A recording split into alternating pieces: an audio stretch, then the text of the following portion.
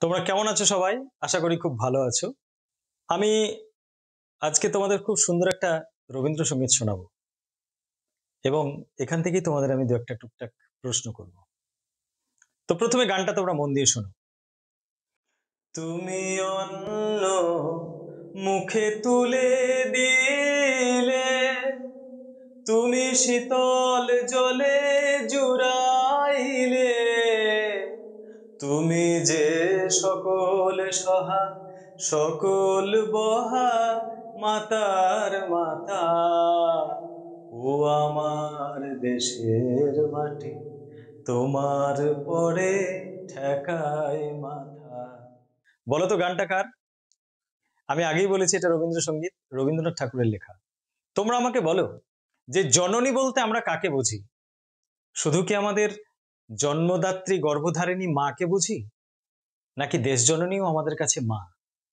ঠিক, আমাদের কাছে দুটোই মা, দেশ জননী এবং গর্ভধারিণী।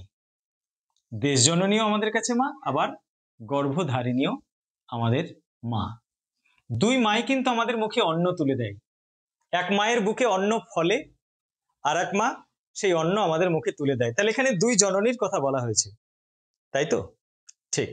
আচ্ছা, তোমাদের হয়তো তখন জন্ম হয়েছে কি হয়নি, কিন্তু তোমরা এটা জানো যে বাজারে খুব কম দামের একটা 4 চাকা গাড়ি এসেছিল। সেই গাড়িটাকে কি নামে ডাকা হয়েছিল? 1.5 লক্ষ টাকা দামে এই গাড়িটা মধ্যবিত্তের 4 চাকার স্বপ্ন পূরণের স্বপ্ন দেখেছিল। আমাদের পশ্চিমবাংলার মানুষকে সেই স্বপ্ন দেখিয়েছিলেন তৎকালীন বাংলার মুখ্যমন্ত্রী বুদ্ধদেব ভট্টাচার্য।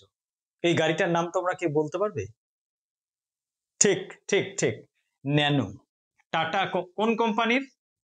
টাটা কোম্পানির। কোন কোম্পানির? টাটা কোম্পানির। ঠিক। 2006-07 সালে সিঙ্গুর নন্দীগ্রামের এই টাটা ন্যানো কোম্পানি কারখানা খোলার জন্য টাটার ইঞ্জিনিয়াররা এসেছিলেন জমি পরিদর্শন করতে। আর ঠিক তখনই, ঠিক এটা অক্টোবর নভেম্বর মাস নাগাদ, সেই কামারকুণ্ডু, বাজেমেলিয়া, সিঙ্গুর, এই গ্রামের মহিলারা, পুরুষ এবং মহিলা সবাই কিন্তু সেই ইঞ্জিনিয়ারদের দিকে ঝাঁটা নিয়ে তেড়ে এসেছিল। তাদের দাবি ছিল যে, সরকারের দাবি ছিল এই জমি এক ফসলি, অনাবাদি, এখানে ভালো ফসল হয় না। আর সিঙ্গুর নন্দীগ্রামের মানুষের দাবি ছিল যে না, এই জমি 2 ফসলি, 3 ফসলি, এই জমি তাদের মুখে অন্ন তুলে দেয়, এই জমি তাদের কাছে মা।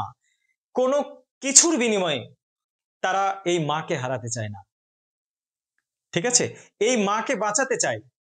তাই সিঙ্গুর নন্দীগ্রামের মানুষ সেই জমি বাঁচাতে গেলে আর সরকার পক্ষ জমি অধিগ্রহণ করতে গেলে দুই পক্ষের মধ্যে একটা সংঘর্ষ হয় এবং পুলিশের গুলিতে সাধারণ মানুষের প্রাণ যায়।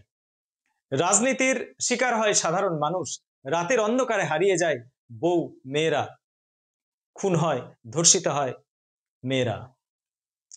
এই ঘটনাকে কেন্দ্র করে তখন সাংবাদিক মৃদুল দাশগুপ্ত ছুটে গিয়েছিলেন সেই সিঙ্গুর নন্দীগ্রাম, যা তিনি হাতের তালুর মতো চেনেন। সেই সিঙ্গুর নন্দীগ্রামের মানুষের চোখের জল লিপিবদ্ধ হয়েছে তার কবিতায়। সেই কবিতাটাই আমরা আজকে আলোচনা করব। সেই কবিতার নাম আমাদের আজকে আলোচ্য কবিতাটা হলো ক্রন্দনরতা জননীর পাশে। ক্রন্দনরতা জননীর পাশে, কবি মৃদুল দাশগুপ্ত। আচ্ছা, মৃদুল দাশগুপ্ত, আমি আগেই বললাম যে মৃদুল দাশগুপ্ত ছিলেন পেশায় একজন সাংবাদিক। কি ছিলেন তিনি? সাংবাদিক। তার জন্ম কত সালে? তার জন্ম হলো 1954 সালে। কোথায়? শ্রীরামপুরে। শ্রীরামপুরে। আচ্ছা, মৃদুল দাশগুপ্তের কোন পত্রিকায় তার প্রথম সাংবাদিক জীবনের শুরু? পরিবর্তন। পত্রিকার নাম কি? পরিবর্তন। এছাড়াও তিনি আজকাল, যুগান্তর পত্রিকায় কাজ করেছেন।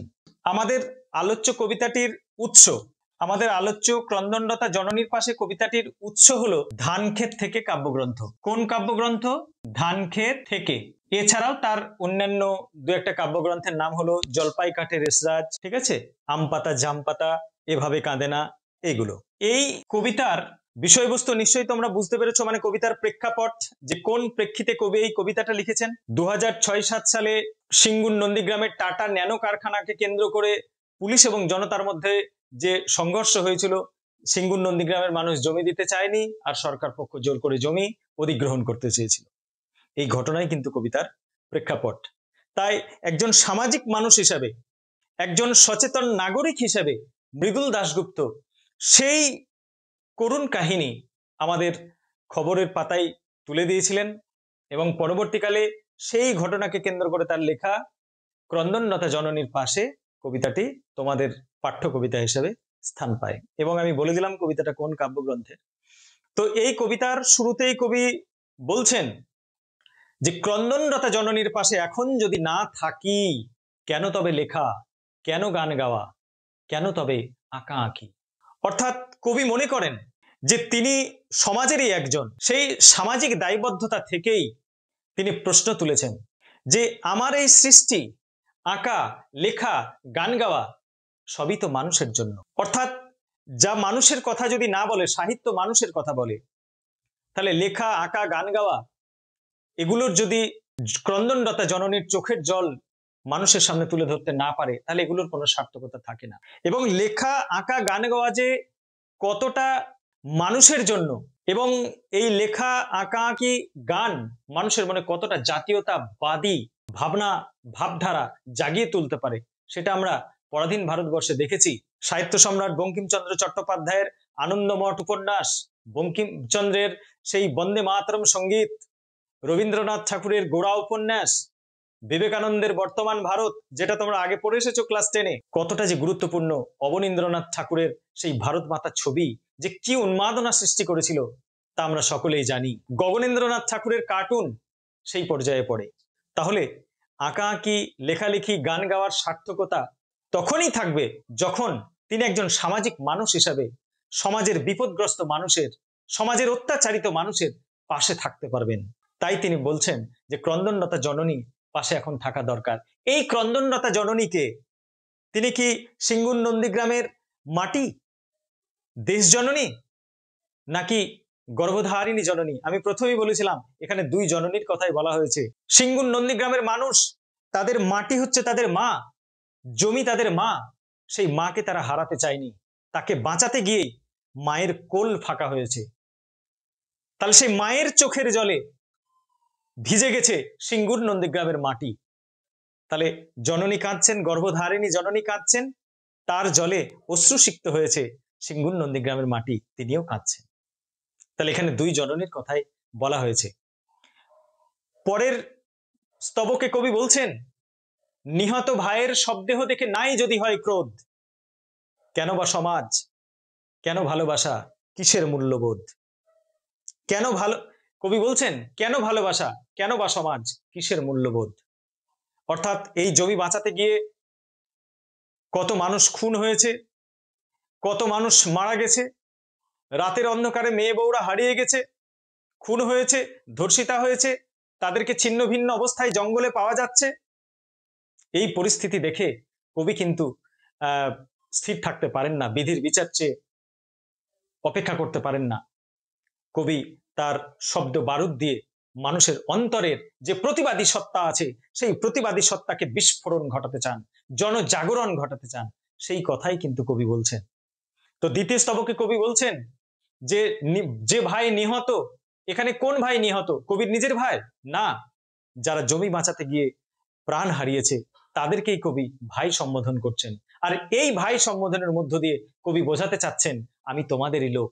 এবং এই কবিতার মধ্য দিয়ে কবি একটা বিরাট বড় বৈপ্লবিক পরিবর্তন আনতে চাচ্ছেন, একটা বিশাল জনজাগরণের কথা তিনি ভাবছেন, যে তার কবিতা হাজার হাজার মানুষের অন্তরে পৌঁছাক, মানুষের বুকের সুপ্ত প্রতিবাদী সত্তাকে জাগিয়ে দিক।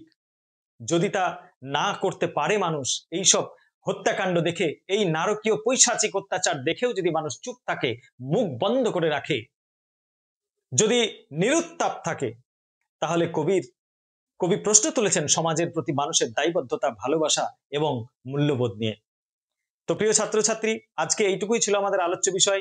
এখান থেকে আমি তোমাদের যে প্রশ্নগুলো বলবো সেই প্রশ্নগুলো তোমরা অবশ্যই করবে। কম বেশি 20টি শব্দে উত্তরধর্মী প্রশ্ন। যে প্রথম প্রশ্ন, যে কবিতাটি উৎস, কবিতার উৎস লেখো, কবিতার উৎস লেখো। অর্থাৎ এখানে তোমাকে কবিতাটি কোন কাব্যগ্রন্থ থেকে নেওয়া হয়েছে সেটা লিখতে হবে। 2 নম্বর প্রশ্ন, জননী কাঁদছেন কেন? জননী কাঁদছেন কেন? 3 নম্বর প্রশ্ন, গান গাওয়া, লেখালেখি, আঁকার সার্থকতা কিসে? কবির ক্রোধের কারণ কি? আচ্ছা, তোমাদের মধ্যে কেউ একজন এসে প্রথম প্রশ্নের উত্তরটা লিখে দিয়ে যাও যে কবিতার উৎস লেখো। তুমি আসো। বাহ, ঠিক লিখেছো, ধন্যবাদ তোমাকে। বসো। জননী কাঁদছেন কেন? জননীর কান্নার কারণ কি? কারণ জননী সন্তান হারিয়েছেন। সেই সন্তান হারা চোখের, জননীর চোখের জলে ভিজে গেছে সিঙ্গুর নন্দীগ্রামের মাটি, তাই দেশ জননীও কাঁদছেন। গান গাওয়া, লেখা, আঁকার সার্থকতা কিসে? সাহিত্য যিনি লিখছেন, সাহিত্যিক, তিনি সামাজিক মানুষ। এই সাহিত্যও কিন্তু একটা সেবা। সাহিত্যের মধ্য দিয়েও সমাজের সেবা করা যায়, সমাজের দোষ ত্রুটি ভালো মন্দকে মানুষের সামনে তুলে ধরা যায়। The pen is mightier than sword, কলম তলোয়ারের চেয়েও শক্তিধর, এটা আমরা অনেক আগের থেকেই জানি। তাই সেই লেখালেখি, গান গাওয়া, আঁকার মধ্য দিয়েও কিন্তু একটা বিপ্লব সৃষ্টি করা যায়। কবির ক্রোধের কারণ কি? নিহত ভাইয়ের শবদেহ। ঠিক। এবার এখান থেকে তোমরা 150 শব্দে একটা বড় প্রশ্ন তৈরি করে আসবে। সেই প্রশ্নের মান হবে 5 এবং শব্দ সংখ্যা 150। 150 শব্দে উত্তর দাও। প্রশ্নের মান 5। প্রশ্নটা খাতায় লিখে নাও। কেন তবে লেখা, কেন গান গাওয়া, কেন তবে আঁকা আঁকি? উদ্ধৃতির উৎস উল্লেখ করে তাৎপর্য ব্যাখ্যা করো। তো এই প্রশ্নের উত্তরটা তোমরা বাড়িতে ভালোভাবে তৈরি করে আসবে। আশা করি তোমাদের অসুবিধা হবে না। আমি যেটা বুঝিয়ে দিয়েছি উদ্ধৃতি সহ তোমরা এই প্রশ্নটা লিখবে। অবশ্যই বড় প্রশ্নের উত্তর যখন লিখবে তখন কবিতার লাইনগুলো দেওয়ার চেষ্টা করবে, কারণ বড় প্রশ্নের ক্ষেত্রে উদ্ধৃতির প্রয়োগে উত্তর সুন্দর হয়। তো তোমাদের সঙ্গে পরবর্তী ক্লাসে আমার দেখা হচ্ছে। ততক্ষণ ভালো থেকো সবাই। ধন্যবাদ সকলকে।